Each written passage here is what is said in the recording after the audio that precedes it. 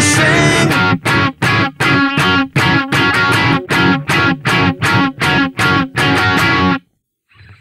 Hey guys, this is how to play Everlong, a highly requested song on another Foo Fighters Friday. This song has a very quick and repetitive riff, so it means it might take you a little bit of time to build up your speed, but the mechanics of it are pretty simple, and most people following my channel will be able to give this one a really good go. The main point to remember with this song is we're actually in something called drop D, and this is the first drop D song I've done on my channel.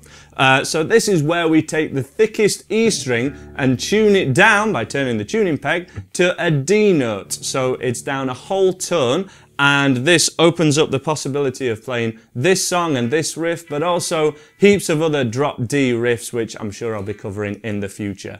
Remember to check out all the other Foo Fighters Friday songs that we've done in the playlist by clicking the cards feature in the top corner, and subscribe to make sure you get any other Foo Fighters Fridays videos, and also all the newest uploads that I'm doing on this channel. We're uploading videos every Monday to Friday at the moment, so make sure you subscribe to get them. But let's get you straight in for a close-up now and check out how to play Everlong by the Foo Fighters. Everlong by the Foo Fighters. Now the first thing we're going to have to do here is put our guitar, which is in standard tuning at the moment, down to drop D, which means we're going to change the tuning of the thickest E string down to a D, which is around about a quarter turn, but you really want to use a guitar tuner of any kind. Use an app for it, or I've got a Boss tuner here, you can get clip-on ones on the end, just to make sure that you are in tune. So if I use, that's an E note, and if I turn that down by a quarter, my tuner is telling me that around about there is a D. We can check the tuning of that with the open D string. So we can hear that string 6 and string 4 now sound the same. They sound an octave apart, so one is high and one is low, but they are the same note, and if I play them together, you can hear that the same note there. So now I'm in drop D, I can play this riff, which the opening riff goes like this.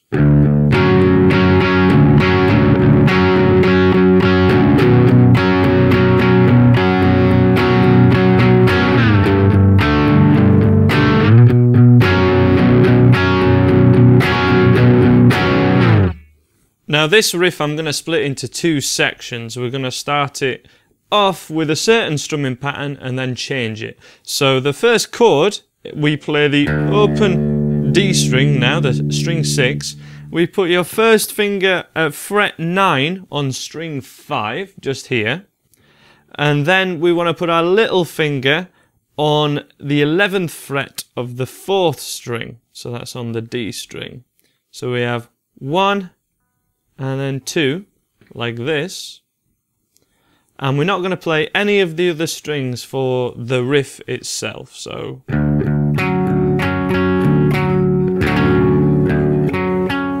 that's what this chord sounds like on its own. The strumming pattern we're going to use is as follows.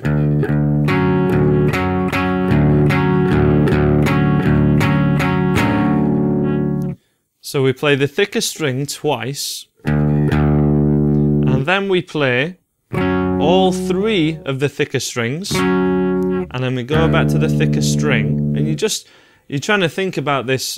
Dave Grohl plays guitar like he plays drums, basically, or he thinks about guitar like he plays drums. So do do da dum da da dum da dum dum da dum dan dan dam. You need to remember that rhythm. Dum dum da dum da da dum da dum dum da dum da da dam, and those accents are where we hit the thinner strings. So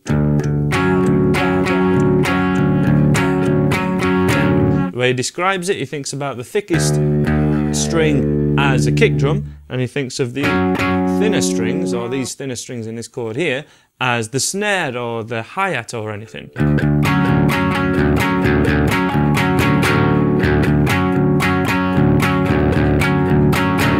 So we have thickest, thickest, everything, thickest, everything, and then everything again, and then thickest, everything. So, and it's very similar to that twice. The second time we have 3 in a row. So where we just had 2 in a row there, 1, 2, 3, slightly different. 1, 2, 3, but it's really that rhythm, do do da dum da da dum da dum da dum da da dam, which you need to have memorized from the song is the best way to think about it. As I say, with strumming patterns, you don't want to be thinking about the downs and ups too much. You want to have those skills drilled in you, and then everything starts to happen right when you know the correct rhythm. And then we flatten off this first finger for the thickest 2 strings. So where it is at 9th fret, currently just hitting the A string, we're going to make it hit string 5 and 6 for that second chord.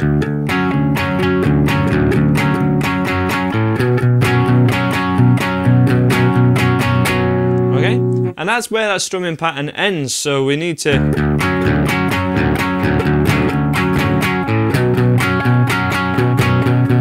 just repeat between those 2. It's quite a good idea.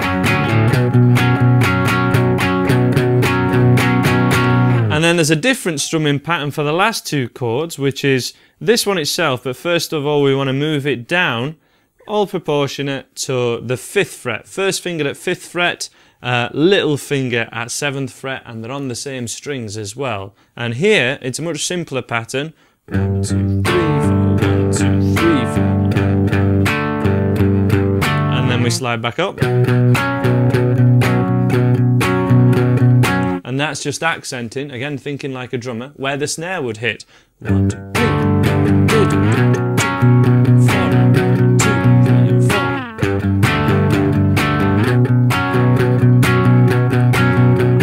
And to change between those positions, I am very much keeping my finger pressure down on the strings and sliding. This is how we do these more advanced power chord or these sort of chord moves. You can hear I'm sliding there, and that's how we get the speed of this riff. So let me just break that down a little bit more for you and play it nice and slow.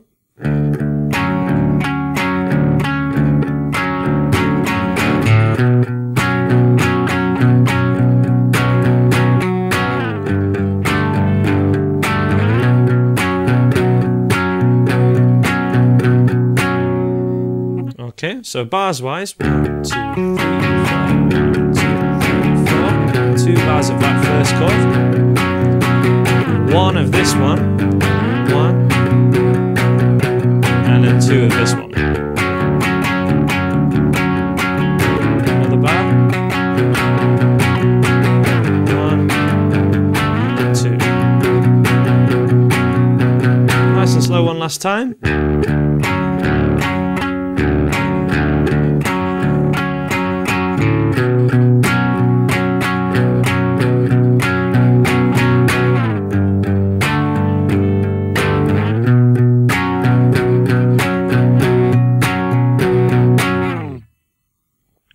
And that will work on either electric or acoustic, as will the rest of this song. But in my demo, I went from having quite a clean guitar sound to an overdriven guitar sound to take us up to this second section where it kicks in a little bit more.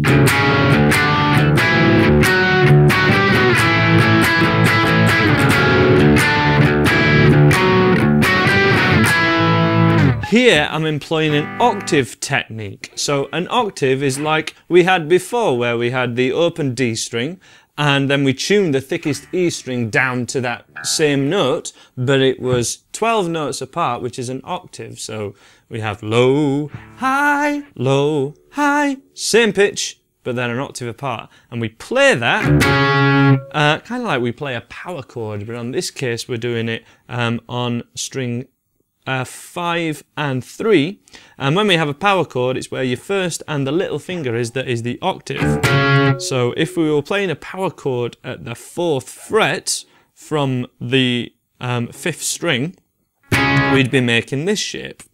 But we don't want your 3rd finger down because we're not gonna. That note doesn't want to be heard, and we just place your 1st finger down at the 4th fret of the 5th string, and your little finger down, but this time the third string, 6th fret, and then all the work is done here by your first finger. This first finger needs to mute. Not the thickest E string in this case, but usually it would, but it needs to mute all the rest of them because we're going to be strumming all 6 strings, but we don't want them to ring out. As I say, normally, we don't want any of these strings to ring out, so if I pick all these strings, none of the others ring out. Kind of sounds like I'm a beginner again, doesn't it? And none of my strings are ringing out. But that's on purpose, and it's done by having a flat first finger like this. Hopefully you can see that from that angle. And that's where all the work's done with this octave technique. So we've just got that one ringing out, and then when our little finger goes down,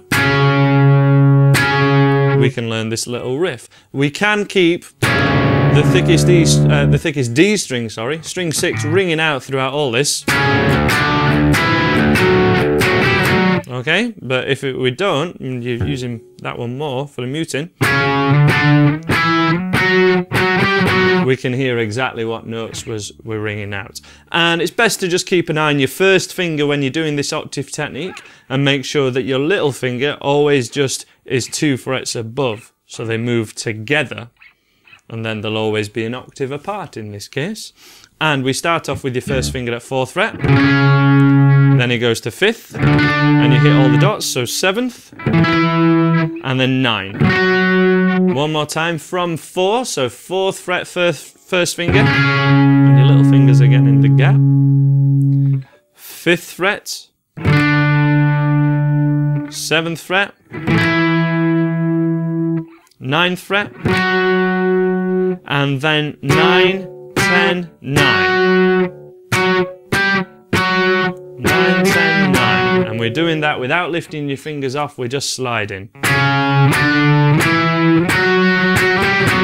With the thickest string ringing out as well. Just strumming each of them once while you get used to it.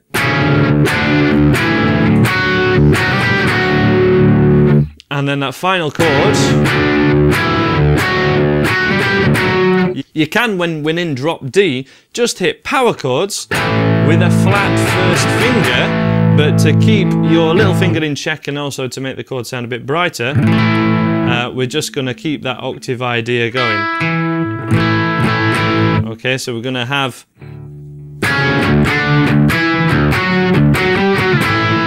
this chord, flat first finger on the thickest 3 strings at 7th fret, little finger on the 3rd string at 9th fret, and then the thinnest 2 we don't want ringing out, so again my first finger is doing the work there. I'm muting them here, it's making sure that those aren't ringing out, and the thickest 3 are. That one more time, nice and slow.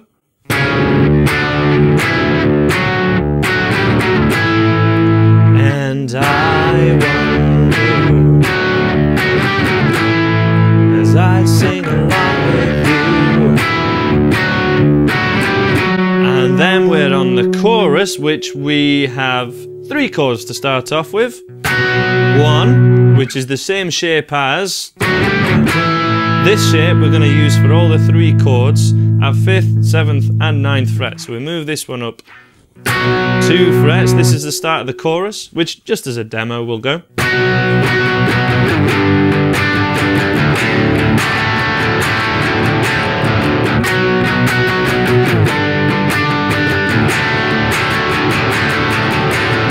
Chords, 1, 9th fret first finger, little finger 2 frets above, again on the 3rd string.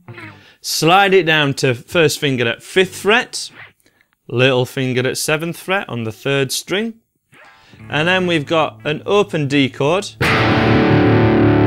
which, just to keep consistency, we're putting your first finger now on the 3rd string and it's at 2nd fret. One more time. 1, 2, 3, 4.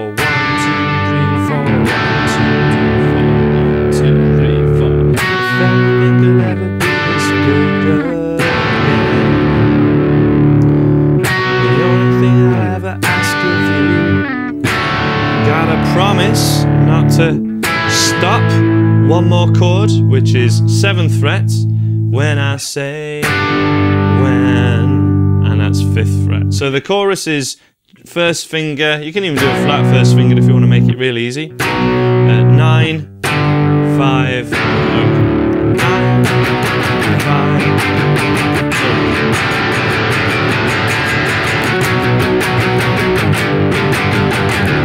And then when it's stop, on stop, it's 7th fret. When I say when is 5th fret. But that little finger,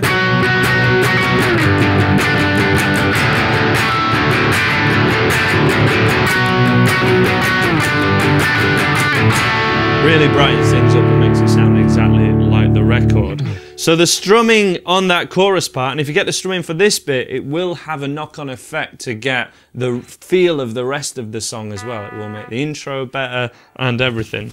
That strumming is up, up, down, up, down, up, down, up, up, down, up, down, up, down, up, and then just hit the down notes. So because we're going a little bit before the beat, we're forcing the beat early. Up, up,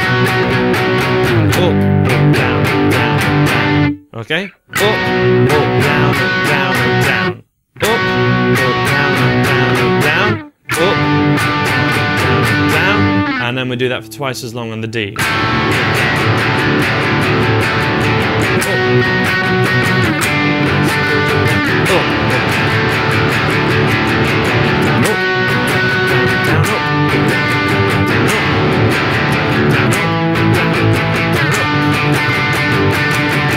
If you're unsure and you haven't ever done a song that has that sort of force of change, you can just play it straight to the beat, in which case you'd just be doing downs and ups. But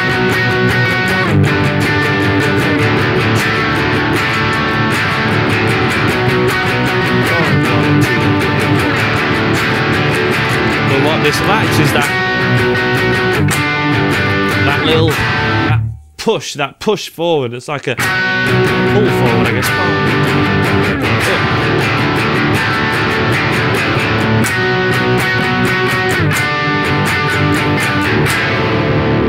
Okay, and that is your chorus section as well. The last part of this song that we're going to go through is the little lead part, which occurs at the start of the song. After that intro, there's another layer, and it goes over the verses as well. There's another layer, which is this.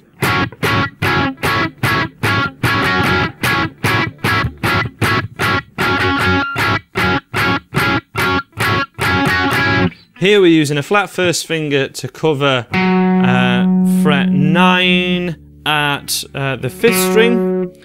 You can cover it on 4 and 3 as well, but the only one that's going to be heard is 5 and 3. So it's these two. Those two notes we're hitting, but we're going to hit them with one finger.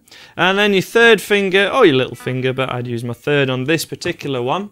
And there's our chord. And we just hit them 1, 2, 3, 4, 1, 2. Okay? That's just on the beat, and I'm relaxing, sort of squeeze, relax, squeeze, relax, squeeze, relax, squeeze, relax, to get that syncopation, to get the gap between the chords. And then is the last one. 1, 2, 3, 4, 1, 2, 3, and 4.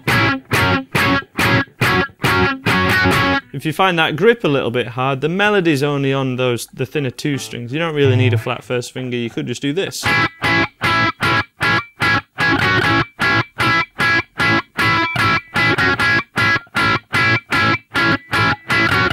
Which I've seen some people do, and that's absolutely fine. It would sound the same in context, really. And on the tab, as I say, that would be 9th fret of the 3rd string and 11th fret of the D string.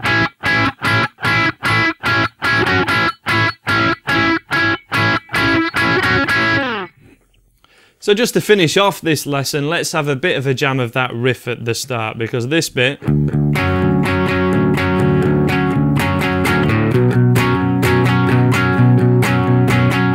is definitely the signature part of the song, and it would be amazing just to slow it down a bit for you guys and have a jam with this, really. So let's have a go at this if you want to play along. If you're really unsure, 1 and 2 and 3 and 4 all the way through. Yeah, that'll be fine. Or even just take 8. This is 1 and 2 and 4 and. Let's have a go at that now. In, nice and slow. 1, 2, 3, 4.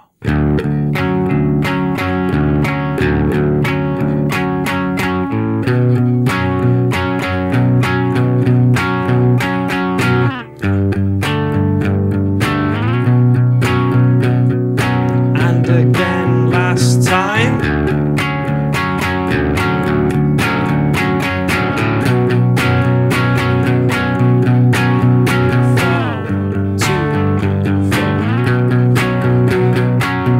Okay, and now I'm going to press my overdrive pedal and go for these octaves.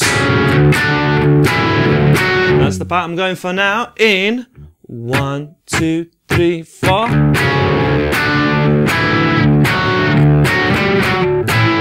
And same again.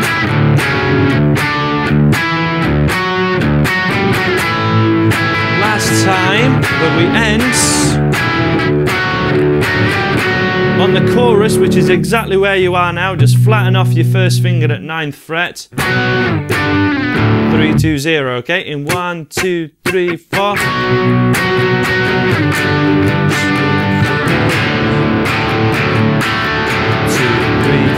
and up.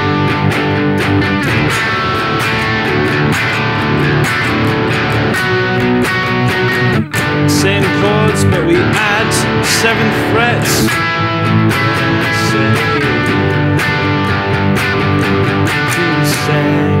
And then the extra bit.